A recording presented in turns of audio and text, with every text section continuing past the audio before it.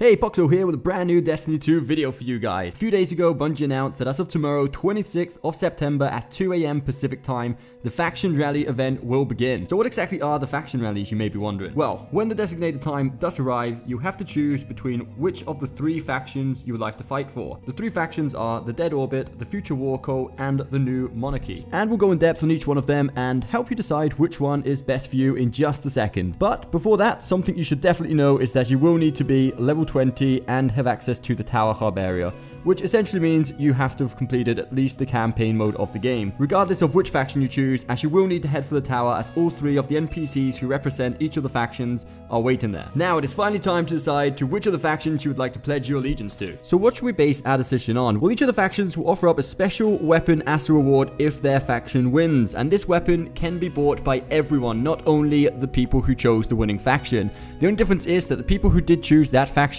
will get a spectacular discount, and to be more precise, this weapon, if you're part of the winning faction, will only cost you 1,000 glimmer. However, if you chose one of the two losing factions, you still have the right to buy this weapon. However, it would cost you 50,000 glimmer, which is a pretty significant difference. Not only that, it's probably also not going to be the weapon you're most looking forward to, so it's pretty much double negative if you are on the losing side of the bargain. So let's take a quick look at the rewards this time around. These are the weapons that are offered by each of the factions. First up, we have the Dead Orbit Scout Rifle. Next in line, we have the Future War Cult Pulse Rifle. And last but not least, let's hear it for the New Monarchy Sidearm.